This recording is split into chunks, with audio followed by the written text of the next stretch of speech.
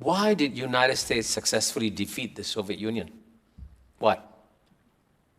And I must say, the one country that has studied the collapse of the Soviet Union more carefully than any country in the world is China, because China knows that the dream of the United States is to make China the second Soviet Union that collapses.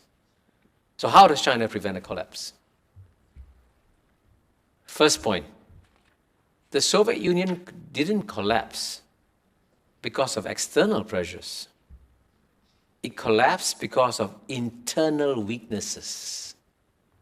And so China realizes, to make sure I survive, I must have a very strong, dynamic economy and a strong, dynamic society. And by the way, there was a very famous American thinker, George Kennan, who said way back in 1949, very presciently he said, at the end of the day, the outcome of the contest between the United States and Soviet Union will depend not on our weapons and troops and all that. It will depend on which society has got greater spiritual vibrancy inside, stronger. And so United States society was far more dynamic than Soviet Union society. United States thrived, Soviet Union collapsed. So the Chinese know that the first priority is to make sure your economy is strong and your society is strong, which is why they're massively educating their people and growing their economy so that they don't become a second Soviet Union. The second thing the Chinese learned from the collapse of the Soviet Union was that the United States succeeded because it managed to get a lot of the neighbors of the Soviet Union to join the containment policy everywhere. Western Europe, Japan, South Korea, right? Both ends of the Soviet Union. So what did the Chinese do?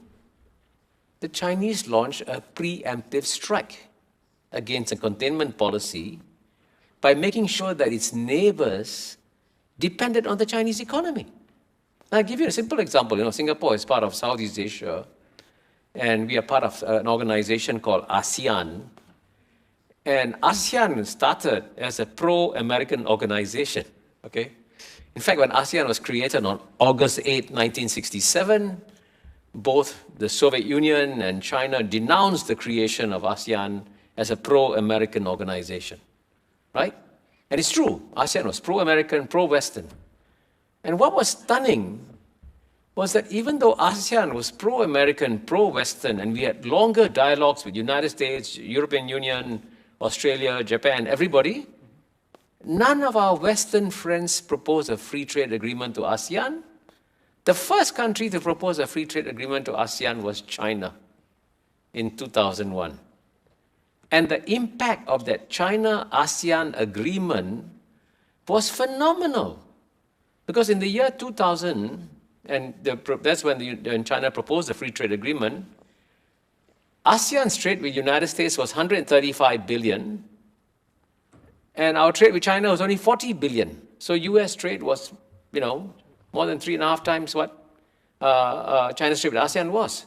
But as a result of the free trade agreement, by 2022, even though ASEAN's trade with United States has gone from 135 to 450, 500 billion, an increase of over 3 times,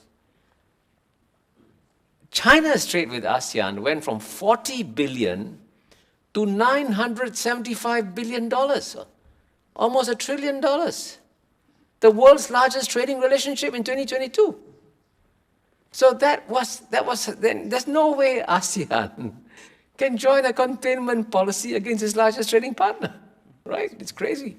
So that's part of the Chinese strategy. And I mentioned a third one very quickly. You take the Belt and Road Initiative that China has launched, building infrastructure in all corners of the world. What does that mean?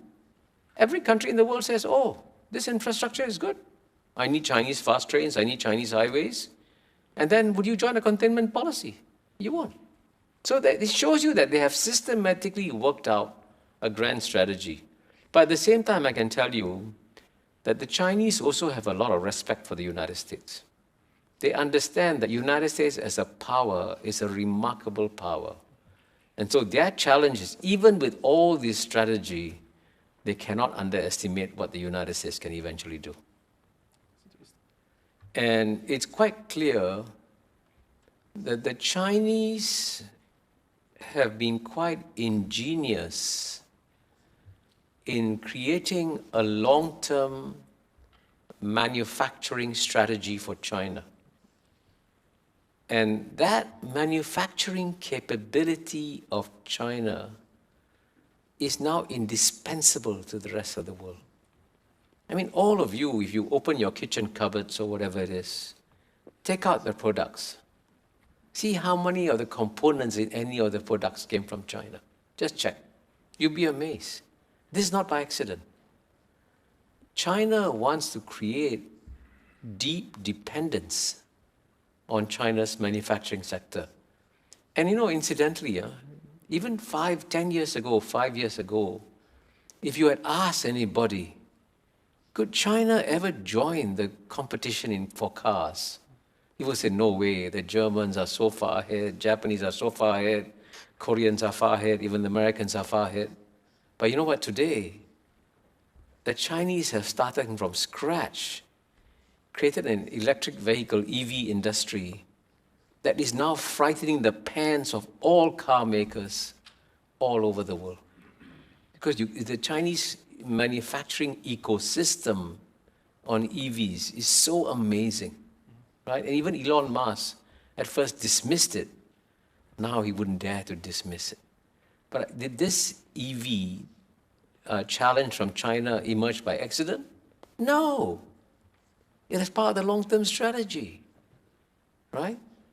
And 5 years from now, all over the world, you see Chinese EVs. So as the world transforms and becomes more dependent on China, it narrows the options for the United States. I mean, quite naturally. Which is why there is in Washington, D.C., a very strong sense of urgency. And by the way, if you look at what some of the people who, some of the Americans, I can give you names, Robert Lighthizer, Matt Pottinger, they'll be coming back to advise Trump.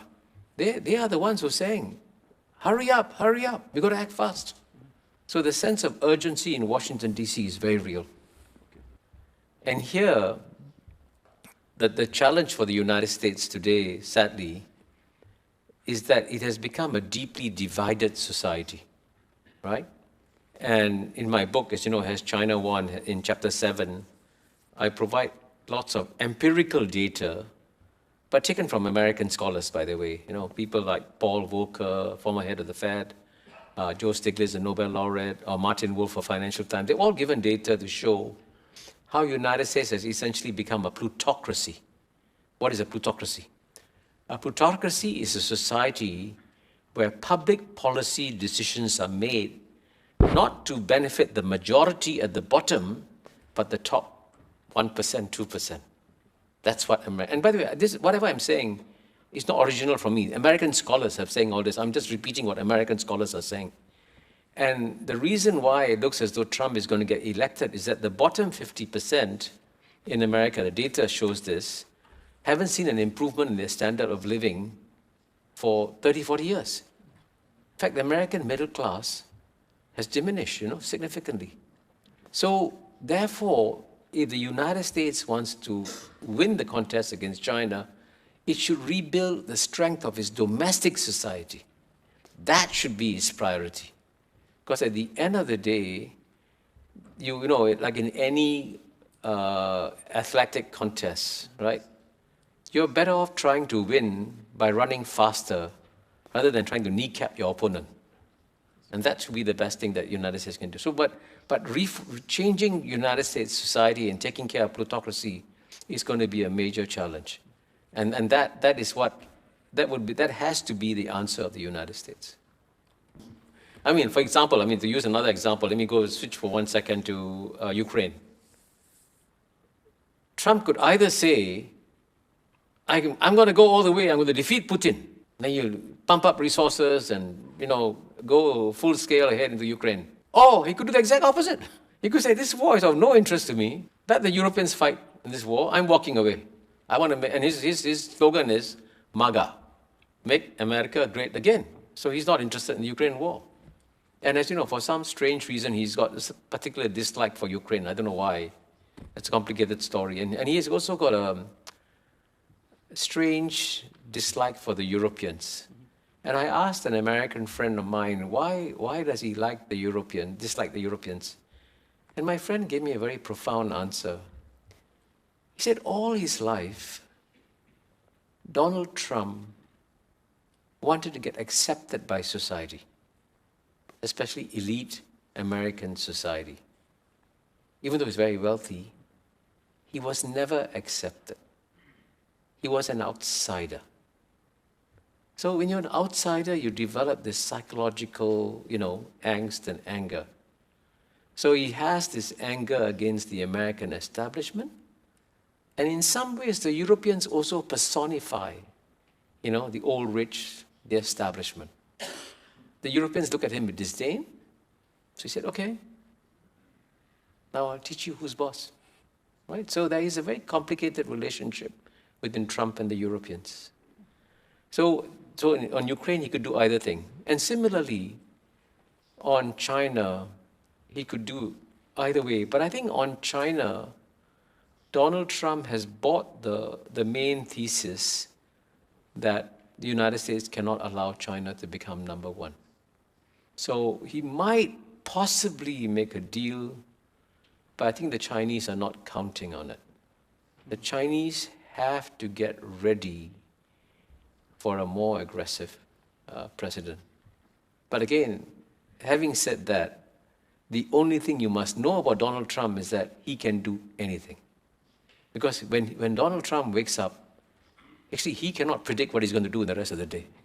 He may change his mind in the course of the day.